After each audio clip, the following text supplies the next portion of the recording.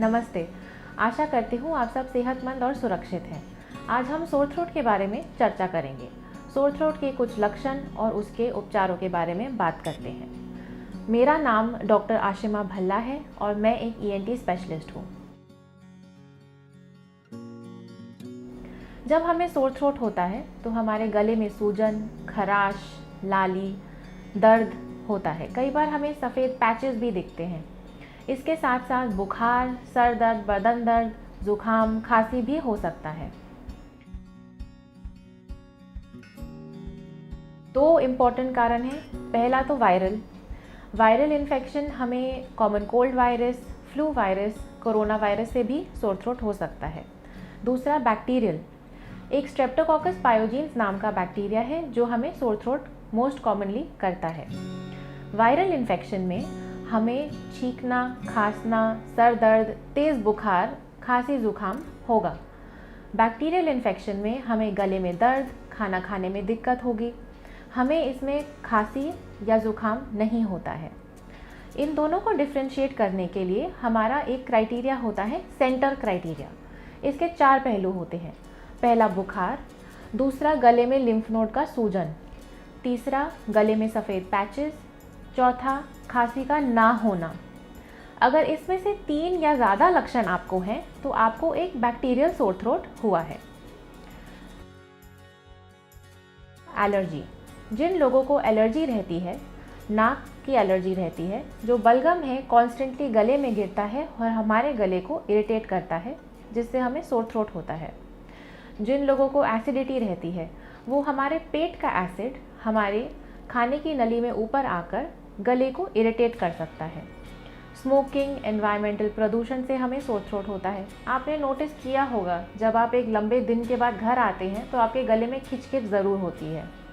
Singers, teachers, जिनका काम ज़्यादा बोलने का है या ज़्यादा चिल्लाने का है, उन लोगों में भी सोर थ्रोट ज़्यादा दिखाई देता है। अब हम इनके उपचारों के बारे में डिस्कस करते हैं। पहला, ओवर द काउंटर मेडिसिन, जैसे कि पैरासीटामोल जो सबसे सेफ ड्रग है, और आइबुप्रोफेन, ये दोनों हम ले सकते हैं।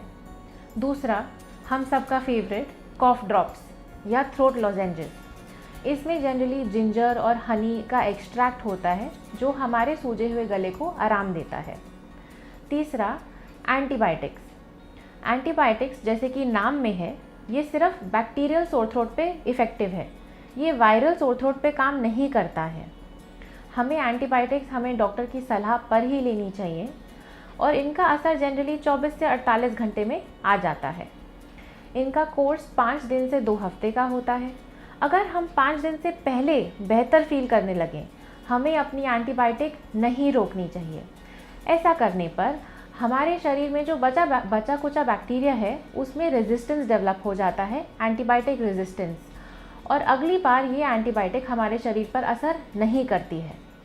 अगर हम वायरल सोर थ्रोट में एंटीबायोटिक ले लेते हैं, एक तो हमारे खर्चे बढ़ जाएंगे, दूसरा एंटीबायोटिक का साइड इफ़ेक्ट, तीसरा ये हमें हमारे शरीर में एंटीबायोटिक रेजिस्टेंस डेवलप करता है। अब आप मुझसे पूछेंगे कि हम इसके लिए घर में क्या कर सकते हैं, तो हम घरेलू उपचार डिस्कस करेंगे। हम एक ह्यूमिडिफायर लगा सकते हैं अपने कमरे में, स्पेशली ठंड के मौसम में, क्योंकि ये जो ठंडी सूखी हवा है उसको ह्यूमिडिफाई करता है।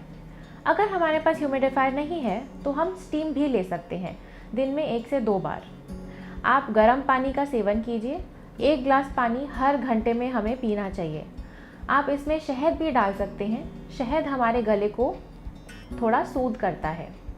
आप शहद में हल्दी डालकर, थोड़ा सा अदरक का जूस डालकर भी ले सकते हैं। और एक बहुत ही काम की चीज़ मैं आपको बताती हूँ। 1 गिलास पानी में कुछ तुलसी के पत्ते, काली मिर्च का पाउडर और सोंठ पाउडर आप डाल के उसको उबाल लीजिए। छान के इस पानी को दिन में 1 से 2 बार पीजिए, आपको बहुत आराम मिलेगा। अब जानते हैं हम कुछ तरीके इससे बचने के। तो इसके काफ़ी तरीके हैं। पहला तो हाथ धोना। कोविड ने हम सबको हाथ धोना तो सिखा ही दिया है। साबुन और पानी से 20 से 30 सेकेंड हमें अपने हाथ धोने चाहिए। अब हाथ कब कब धोने चाहिए? हमें खाना खाने से पहले, चेहरा छूने से पहले, आँख या नाक छूने से पहले, बाथरूम जाने के बाद, अगर हम छींकते हैं, खांसते हैं उसके बाद, अगर आसपास कोई मरीज़ है उनसे मिलने के बाद ज़रूर हाथ धोना चाहिए। दूसरी बात, मास्क पहनना। अगर आसपास कोई बीमार है उनसे दूरी बनाए रखें और मास्क पहन के रखें। स्मोकिंग और प्रदूषण से बचिए। अगर आप स्मोक करते हैं तो प्लीज़ क्विट कीजिए। हमें अपने खाने पीने का ध्यान रखना चाहिए और जिससे हमारी इम्यूनिटी बढ़े हमें वो खाना खाना चाहिए। एक बहुत सिंपल फॉर्मूला है, A, B, C, D और E। ये सारे विटामिन हमें अपने डाइट में लेने हैं। वो हमें मिलेंगे गाजर से, हरी भरी सब्जियों से, नट से, सीड से, दूध, पनीर से। हमें ये सब चीज़ों का सेवन डेली करना चाहिए। हमारा डाइट हाई इन प्रोटीन होना चाहिए। इन सब से हमारी इम्यूनिटी बढ़ती है। अब कुछ कॉमनली पूछे जाने वाले सवालों का जवाब देते हैं। सबसे पहले लोग मुझसे पूछते हैं, डॉक्टर साहब हम इस टाइम पे क्या खाएं? इस टाइम पे आपको नरम खाना खाना चाहिए, ऐसा खाना जो हमारा शरीर अच्छे से पचा ले, जैसे कि गुनगुनी खिचड़ी, दाल, सब्ज़ी। हमें इस टाइम पे सूप्स पीने चाहिए, काले चने का सूप, कोई भी वेजिटेबल सूप, चिकन सूप अगर आप नॉन वेजिटेरियन हैं तो। ये सब बहुत हेल्दी होता है। इस टाइम पे हमें क्या नहीं खाना चाहिए? हमें इस टाइम पे कोल्ड ड्रिंक्स, कुछ भी पैकेज्ड चिप्स, कुछ भी मसालेदार खाना नहीं खाना है। हमें अपने ट्रिगर फूड्स पता होते हैं जिनसे हमारा गला ख़राब होता है, वो भी हमें नहीं खाना है। इस टाइम पे अल्कोहल, चाय, कॉफ़ी नहीं लेना है और हमें गुटखा, तंबाकू, सिगरेट, बीड़ी से दूर रहना है। कई लोग पूछते हैं कि हमें गरारे दिन में कितनी बार करने चाहिए? हमें गरम नमक पानी के गरारे दिन में 1 से 2 बार कर सकते हैं। 1/4 से आधा चम्मच नमक डालिए 1 गिलास पानी में और उससे गरारे करके उसको थूक दीजिए। हम पोविडोन आयोडीन के गरारे भी कर सकते हैं। 1 ढक्कन पोविडोन आयोडीन लेंगे और 1 गिलास पानी, इसको मिला के 30 सेकेंड तक गरारे करके उसको थूक दीजिए। सबसे महत्वपूर्ण सवाल ये है कि हमें डॉक्टर की सलाह कब लेनी चाहिए?